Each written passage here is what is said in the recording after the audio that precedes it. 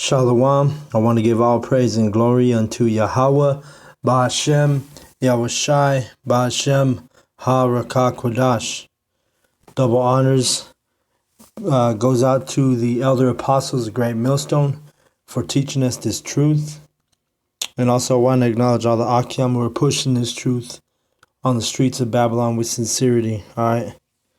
So honestly, I've been sitting here for a couple hours and I've been reading and trying to do a lesson, and really, I'm just, for whatever reason, it's been a kind of a struggle today. So I'm going to go ahead and just go in on the saints. All right.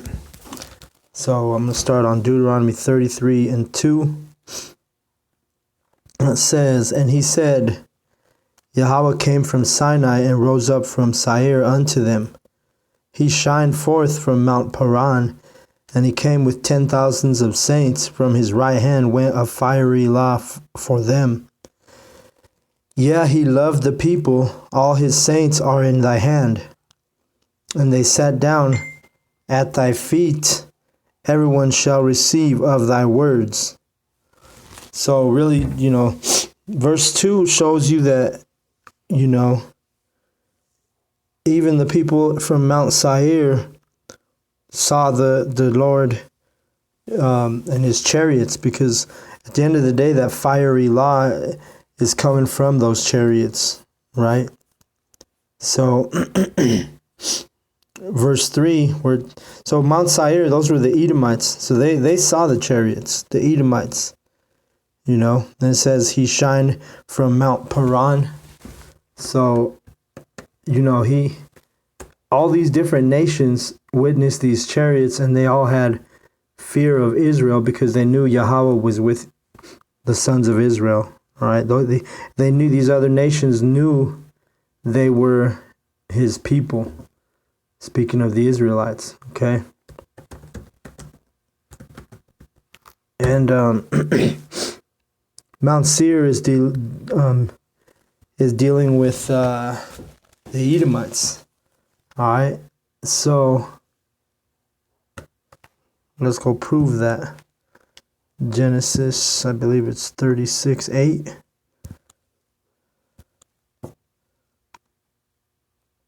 There it is. "Thus dwelt Esau in Mount Seir." Esau is Edom. All right. Now we'll go back to Deuteronomy 33 and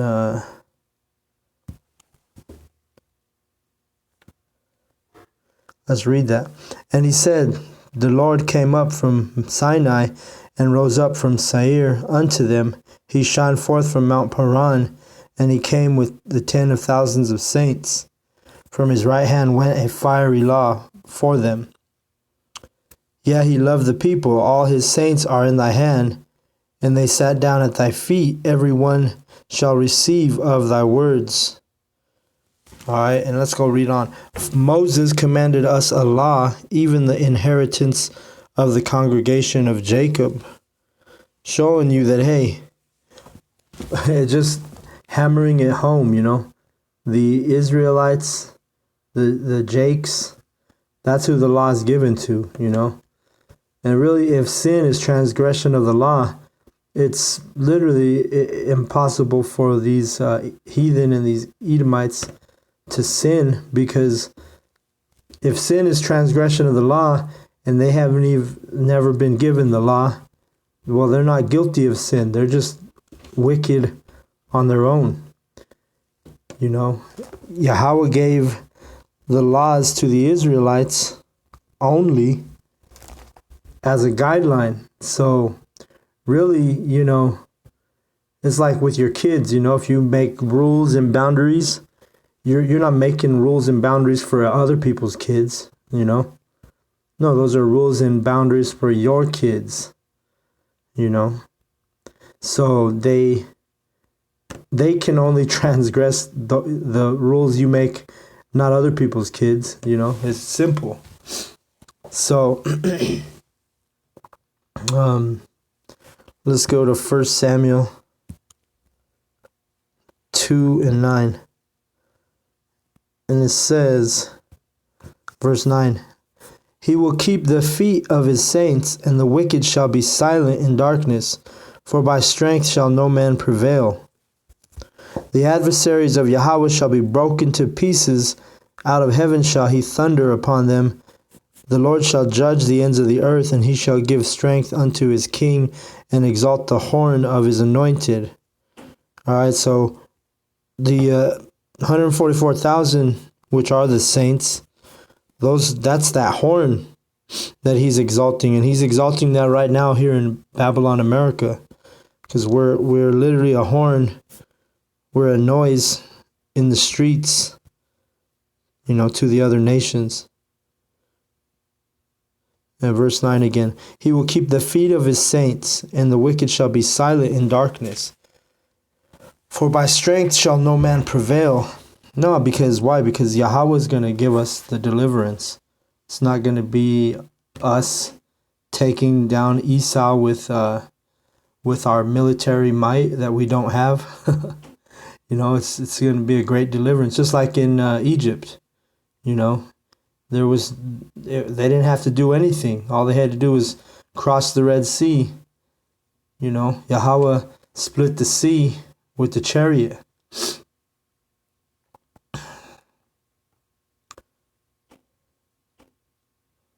Let's see. Let's just go to this Job real quick, see what it says.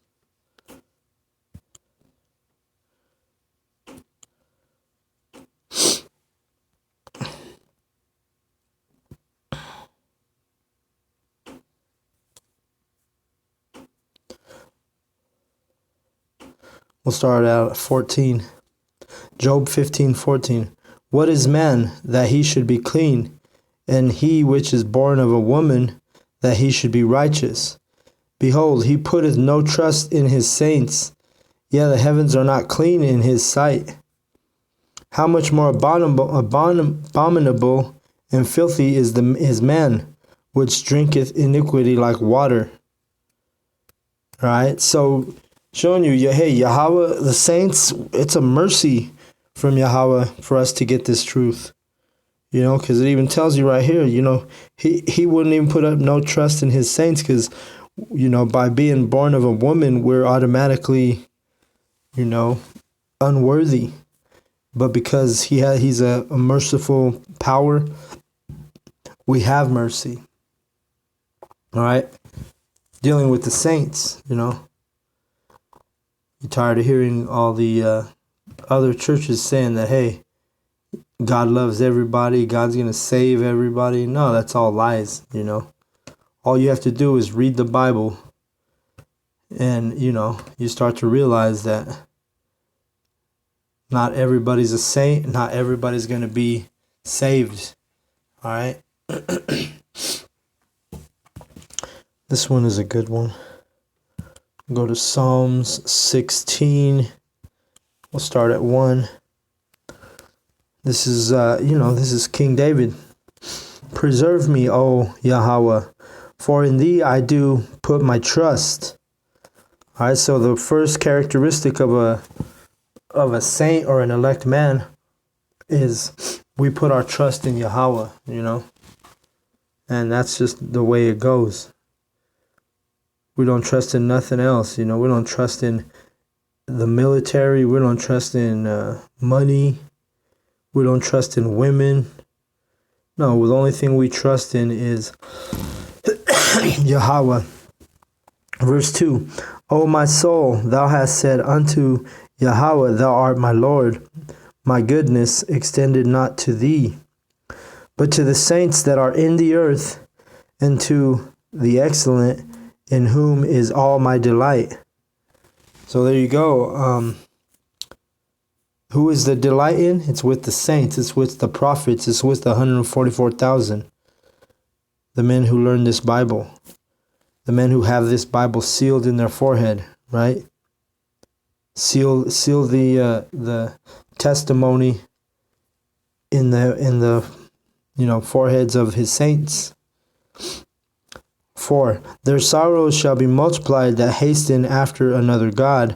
Their drink offerings of blood will I not offer, nor take up their names unto my lips.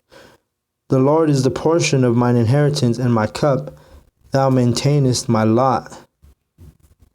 The lines are fallen unto me in pleasant places. Yeah, I have a goodly heritage. All right, showing you also it's a heritage, you know. You can't be a Edomite saint. You can't be a Moabite saint. You can't be an Ishmaelite saint. No, you can only be a saint if you're an Israelite.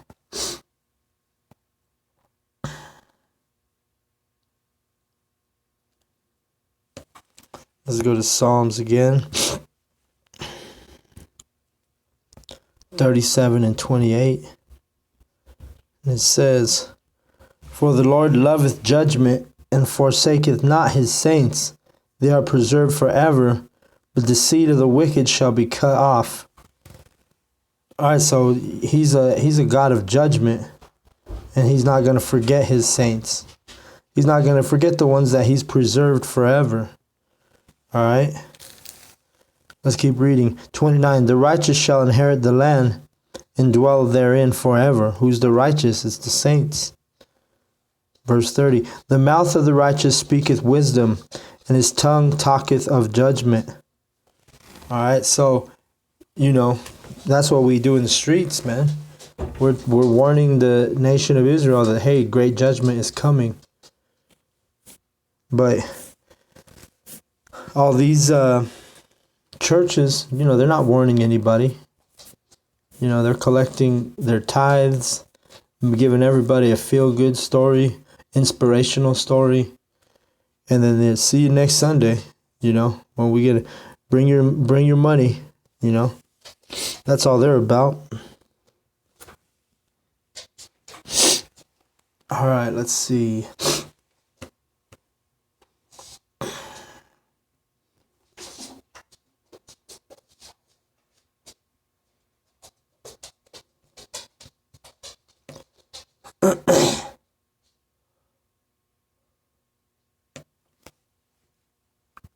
Let's go to Psalm 85 and verse 8.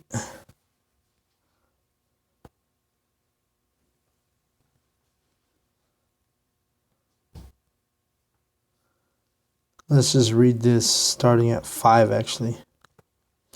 Wilt thou be angry with us forever? Wilt thou draw out thine anger to all generations? You know, the King David was asking that, you know. Wilt thou not revive us again, that thy people may rejoice in thee? Show us thy mercy, O Yahweh, and grant us thy salvation. I will hear what Yahweh the Lord will speak, for he will speak peace unto his people and to his saints. But let them not turn again to folly. Surely his salvation is nigh them that fear him, that glory may dwell in our land. Mercy and truth are met together. Righteousness and peace have kissed each other. So there you go. The mercy is learning this truth, you know. And, you know, that's how we're going to get our salvation, through the mercy of Yahweh.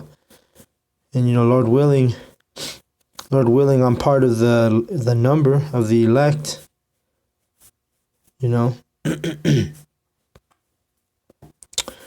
We're the ones who are pushing the truth on the streets. We're the ones who are repenting, you know. We're the ones who are trying to keep the laws in this captivity to the best of our ability. And, you know, what's it say? Don't turn again to your folly if you're a saint. And you won't, you know. Some men will fall out of the truth. And they have that spirit of Saul, you know, which Yahweh took away the spirit from him. It's better to never have this truth than to have it and then fall out, you know.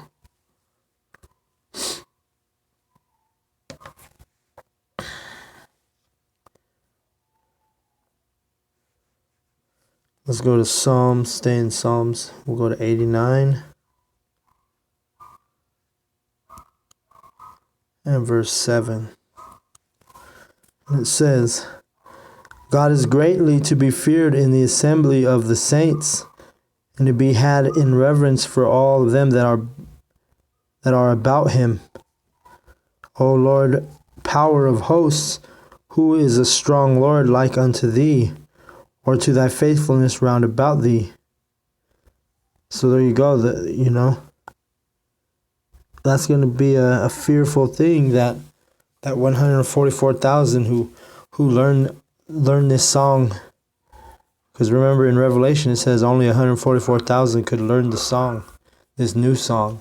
So that's what we're doing. We're rehearsing these righteous acts. We're studying. We're trying to be diligent.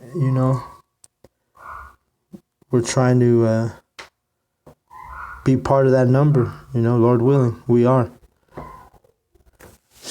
Starting out with the elder apostles of Great Millstone. Jump to Psalms 97. And we'll go to verse 10.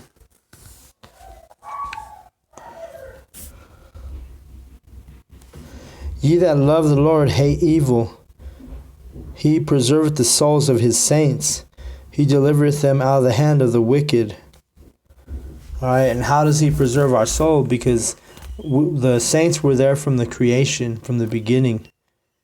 And we've had to die in different captivities. But here we are in the seventh and last final captivity, America. And it says here that, hey, he preserved our souls. He delivered us out of the hand of the wicked. And he delivered us from Catholicism. He delivered from Christianity. He delivered some of us from Islam. We were refreshed, renewed with the truth. And when we came across the truth, we knew it was the truth. And it was easy for us to leave all of the other stuff behind, because when we came across this truth, hey, that was a spiritual deliverance, Soon there's going to be a physical deliverance.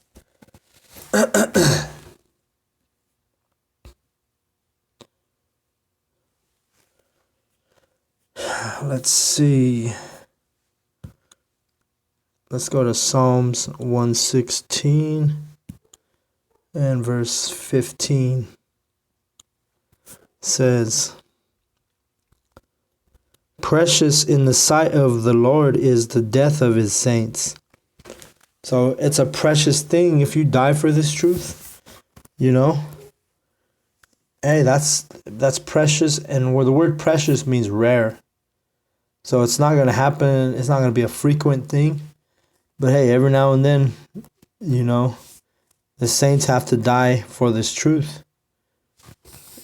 And if you do, well, it's precious and it's rare. All right, so the martyrship of a saint is very prestigious. It's beautiful. You die for this testimony. I think of about Abba Bivens. He was he got killed for his testimony. And it says it's a precious thing to the Lord. All right, let's get to Psalm 132 and verse 16. Oh no, let's start at 9. And says, let thy priests be clothed with righteousness, and let thy saints shout for joy. All right, let's go jump down to 16. I will also clothe her priests with salvation, and her saints shall shout aloud for joy. All right, dealing with that salvation, right? The chariots. We are going to be shouting for joy if, we see the brothers and ourselves on those chariots during the day of wrath. And we want to be clothed with righteousness when Yahushua returns, And And how do we clothe ourselves with righteousness? We feed the flock. We teach, we study, we become diligent. We treat this truth like a beautiful woman that we desire. So, hey, there's a great reward for the ones who are in that number, that 144,000.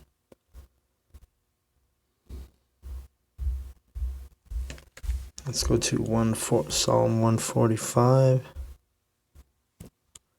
and verse 10. And it says, all thy works shall praise thee, O Lord, and thy saints shall bless thee. They shall speak of the glory of thy kingdom and talk of thy power, to make known to the sons of men his mighty acts and the glorious majesty of his kingdom. Thy kingdom is an everlasting kingdom, and thy dominion endureth throughout all generations. I mean, there you go, man. This when this prophecy's fulfilled, it's going to be a beautiful thing, man. We're not going to have to worry about our kids dying. We're going to have to worry about our wife, being a whore. We're not going to have to worry about, you're not going to have to worry about somebody touching your child in a inappropriate way, You don't have to worry about your sons or your daughters dying in the streets. I mean, it's going to be everlasting. It's going to be all through all generations,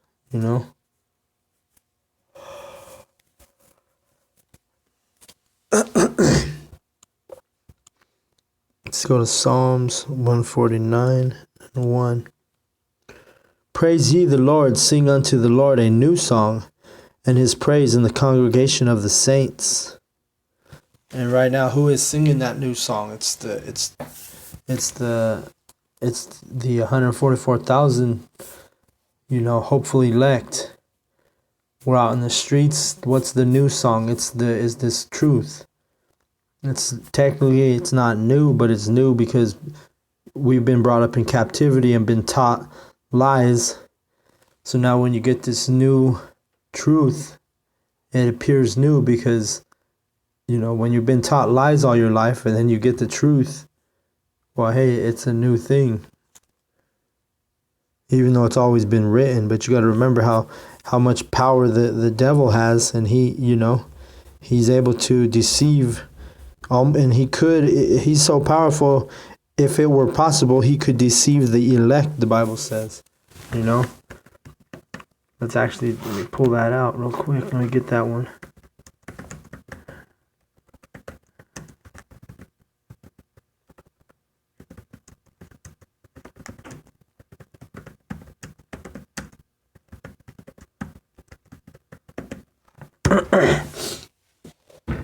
Because, it's a new song.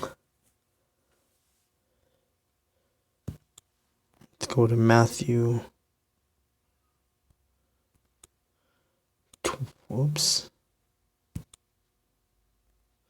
24:24. It says, for there shall arise false Christs, I'll just say Christ, and false prophets, and shall show great signs and wonders, and so much that if it were possible, they shall deceive the very elect. All right? So the beast, the devil, the Edomite, he has great power on earth. And if it was possible, he would even deceive the elect. But he can't deceive an elect man. And that's why we were able to be pulled out of all that madness, Unlike a lot of these other people, they're happy to go to church on Sunday. They're happy to give tithes to the Christian church, Catholic church. They want to praise guys like Martin Luther King. They want to do all kinds of stuff that when they just had, all it takes is a critical thinker, and somebody who reads And then you can see that, Christianity is a lie, But not everybody does that. And you have a lot of people that they have a desire for the Lord. They have a passion for the Lord, but not according to knowledge.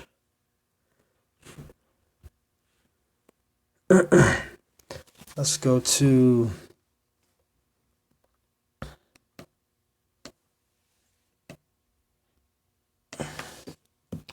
go back to Psalms. We'll go to 149 and 5. It says, let's read 4. For the Lord taketh pleasure in his people, and he will beautify the meek with salvation. Let the saints be joyful in glory. Let them sing aloud upon their beds. Let the high praises of Yahweh be in their mouth, and a two-edged sword in their hand. And what is in our hand when we're out there? It's that Bible. That's that two-edged sword. And it's a two-edged sword because, you cut the souls of these heathen and these 2/3. But hey, if you're not careful, you could be cut. That's how powerful this Bible is. Verse 7, to execute vengeance upon the heathen and punishments upon the people. Right? And that's that 2/3, and that's that heathen. So that's the vengeance, right? It's coming. It's going to touch not only the heathen, but it's also going to touch 2/3 of the people. Let's go to verse 9 at the bottom. To execute upon them the judgment written, their honor have all his saints. Praise ye the Lord. So who gets the honor, and who gets the reward, and who gets the crown? It's going to be the saints who endure. The ones who endure, man. Let me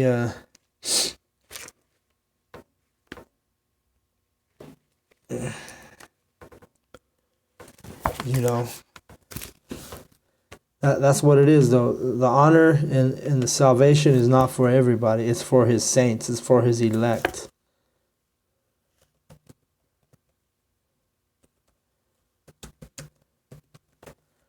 Let me see.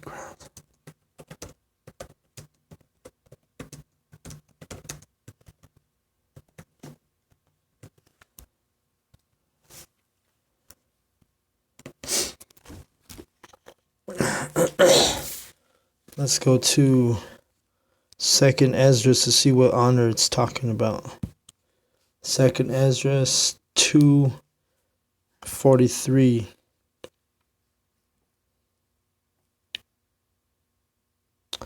Let's read this.